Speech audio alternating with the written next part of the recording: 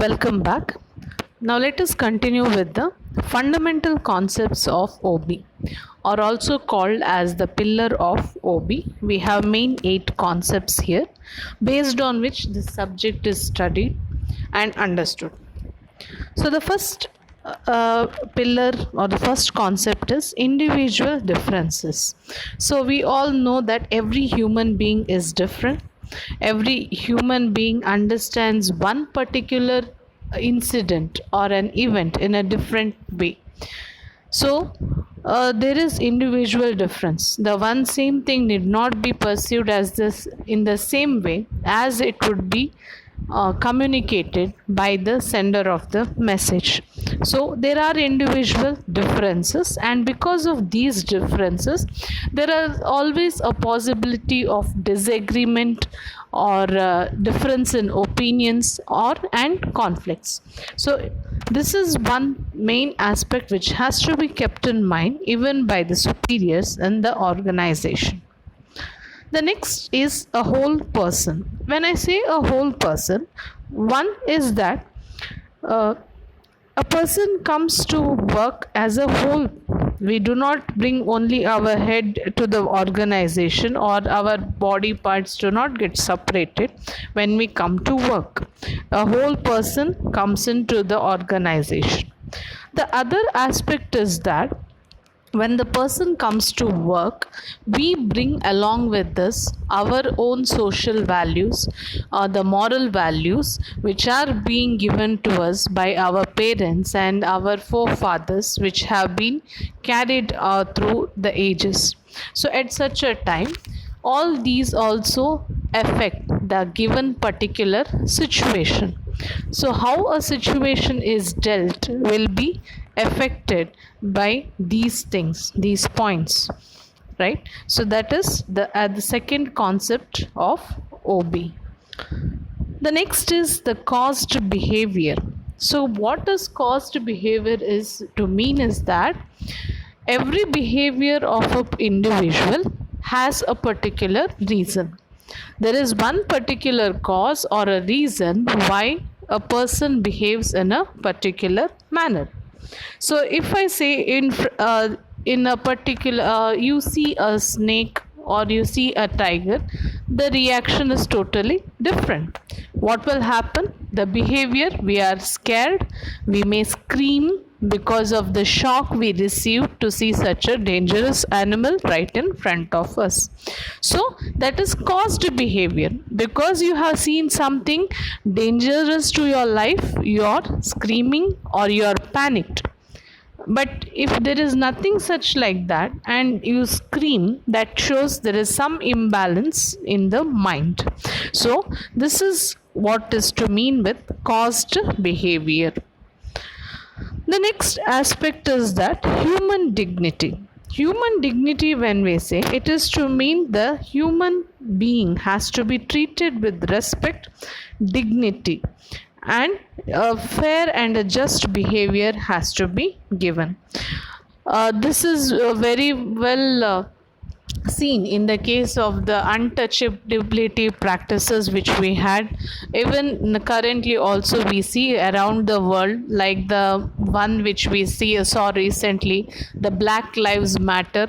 So these all are the those incidents which again and reinforce the necessity for human dignity, that just because the color doesn't make a person different. Per human being is a human being and no other machine or animal.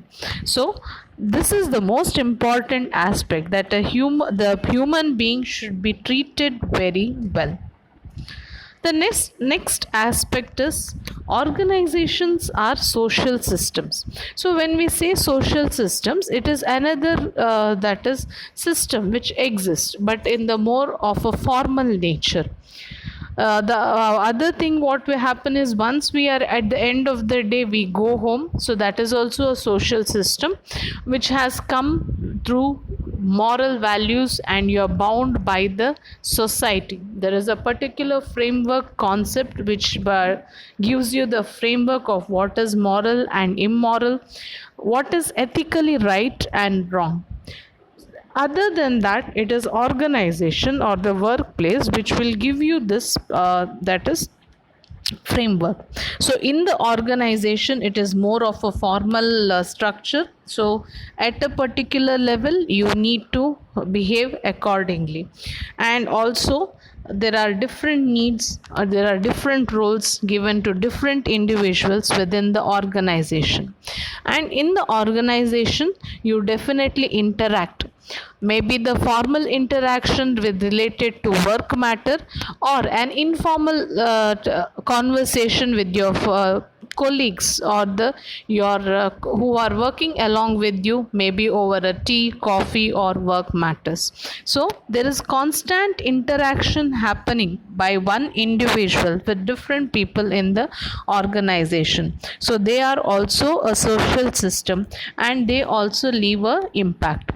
Say for instance, if you have a quarrel or you have a conflict with your colleague in the organization or with the manager, so that will definitely have an impact. You may be angered, or you may be feeling sad, or you may feel bad about the incident. So there are many things which will be happening. So this will affect, the moment there is a conflict, your behavior changed, you became angry or you became sad, and when you become sad or became angry, you do not work, you may keep the work aside and express all your anguish there.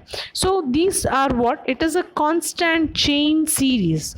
Because of one act there are so many things happening. So that is why we have to consider this organization and all the social values and systems which will be affecting the human behavior.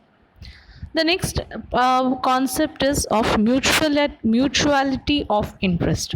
So when we say mutuality of interest, it is that employees are dependent on the organization and organization is also dependent on the employees.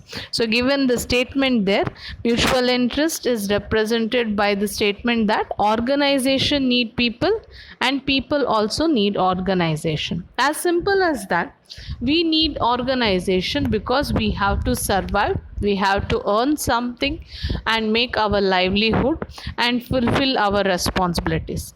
At the same time, an organization also requires employees or workers or the people. An organization cannot function itself by the building bricks which are laid. It requires people and it is the people who make it an organization. So that is why the organization is dependent on employees and employees are dependent on organization. So that is what is to mean mutuality of interest, and this has to be harmonized and see that the objectives of both, that is the individual as well as the organization, are achieved through this mutuality of interest. The next important aspect is holistic concept. Holistic concept is to mean we take into consideration all the stakeholders. So when we say stakeholders in organizational behavior, the human being on whom we are studying is the center point and all other people form the circle. Say the managers, the company itself, the subordinates, the superiors, the peers, the customers, suppliers, everyone will form. And we have to take into consideration the person, the immediate group or where he is working, the entire organization structure and the system, because all these together have some impact on the human behavior. So this is the other main concept which has to be understood. And the last concept is need for management. So we see that the previous points that we know, there's difference of opinion, individual differences, there's a whole person, there is a reason for a particular behavior, we have to treat human being with respect, organizations also have certain impact, and the dependency on organization. So when we see all these aspects, we definitely find the need for manage the human being, manage the behavior, manage the resources, and manage the system. So for all these things we have to, that is, study the organizational behavior subject. So these are the 8 pillars of that is organizational behavior, or the fundamental concepts of organizational behavior. With this development of OB, we shall continue in the next session.